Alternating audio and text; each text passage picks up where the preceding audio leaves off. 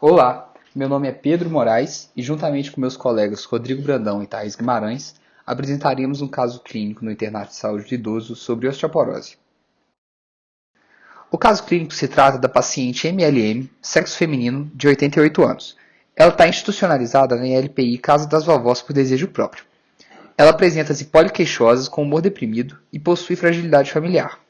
Na história prévia, ela é portadora de escoliose a nível torácico, osteoporose com osteossíntese de fratura proximal da tíbia e antebraço, ambos devido à queda. Também apresenta hipotireoidismo e hipertensão arterial sistêmica sem lesão de órgão-alvo, além de depressão e dislipidemia. No histórico familiar, apenas a mãe teve fratura de fêmur. Na área dessa paciente, no quesito funcionalidade, ela é independente para atividades diárias básicas, sendo o CATS dela de 0 e parcialmente dependente para as instrumentais. O Pfeffer dela não podemos coletar porque estava sem o acompanhante, mas então a gente não pôde ver uma deficiência aparente. Na quesito cognição, ela é lúcida, mas não tem sinal de declínio cognitivo. O mini mental dela é de 28 em 30, sendo que ela perdeu pontos apenas na evocação e no desenho do pentágono, e o teste das figuras tem o score aqui no slide. No humor, ela tem um transtorno deprimido prévio, o GDS dela 4 de 15, mas ela faz uso de venlafaxina e tem remissão dos sintomas. Na avaliação postural, ela é independente, marcha preservada, sem comprometimento da mobilidade, e tem histórico de uma queda em dezembro de 2021, mas sem repercussões significativas. Ela não tem queixa de incontinência urinária ou fecal, na fala e comunicação ela é preservada, a visão ela utiliza óculos e na audição ela nega disacusia.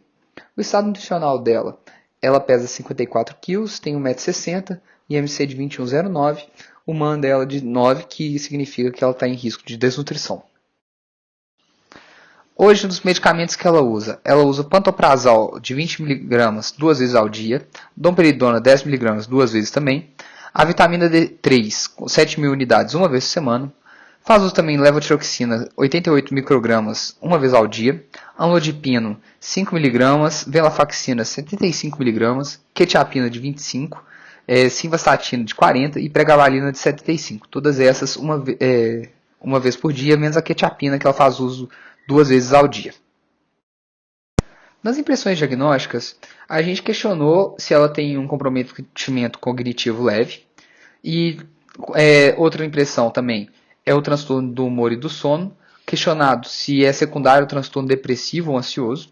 Ela também apresenta uma hipertensão sem lesão de órgão-alvo, dislipidemia do tipo hipercolesterolemia, mas já bem controlada por conta da medicação. Também apresenta hipotireoidismo, DRGE, com esofagite moderada, grau B de Los Angeles, mais a hérnia de hiato volumosa e o pólipo gástrico. E também apresenta osteoporose, com alto risco para fratura e também associada a uma fratura prévia. Ela também tem escoliose na região torácica, deficiência de vitamina D, mas já em reposição, e atraso vacinal também, com pneumo 13, a herpes zoster, hepatite B e febre amarela. Além disso, tem um risco de desnutrição mais acentuado e uma insuficiência familiar. Para ter o diagnóstico de osteoporose, o paciente precisa ter pelo menos um desses 3 critérios, sendo eles uma densidade óssea comprometida, o FRAX, que é um score de Fracture Risk Assessment Tool, de alto risco, e a fratura prévia por fragilidade.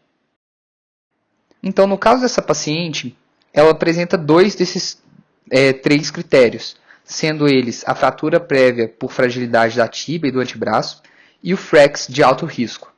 O FRAX é um instrumento de avaliação do risco de fratura nos próximos 10 anos.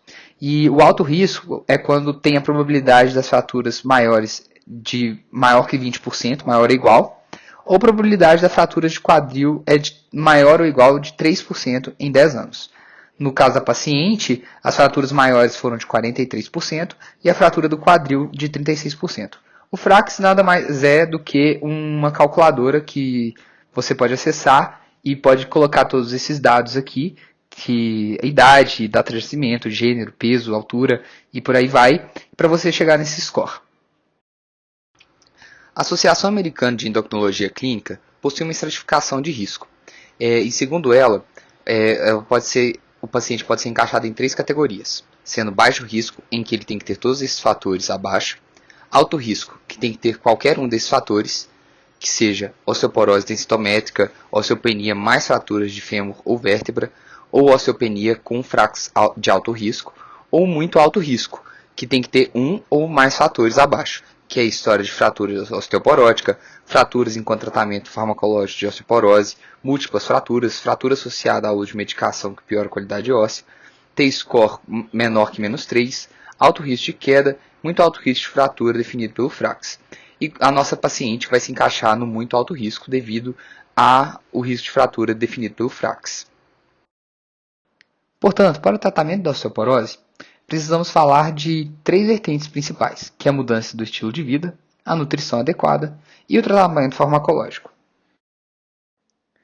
Nesse slide, temos um fluxograma demonstrando os critérios de escolha para tratamento de baixo e moderado risco e de alto para muito alto risco. A partir de alto risco, já tem uma indicação direta para o uso de medicamentos, sendo os de primeira linha e indicação principal os bifosfonatos. O principal tratamento nos pacientes de alto risco sem contraindicações são os bifosfonatos, sendo a primeira escolha o alendronato via oral, cujo mecanismo de ação se baseia na inibição da reabsorção óssea por inativação dos osteoclastos. Ele tem efeito colateral associados ao trato gastrointestinal superior e deve ser evitado em pacientes com taxa de filtração glomerular menor que 30 a 35 e com distúrbios também esofágicos. O zolendronato intravenoso é indicado para pacientes com intolerância aos bifosfonatos orais e é aplicado uma vez ao ano, mas o problema é que ele tem um alto custo. Também tem o inibidor RANKI ligante, que é o denosumab. Ele é uma alternativa aos bifosfonatos quando eles não são tolerados ou quando tem a função renal comprometida. E ele se trata de uma injeção subcutânea de 6 em 6 meses.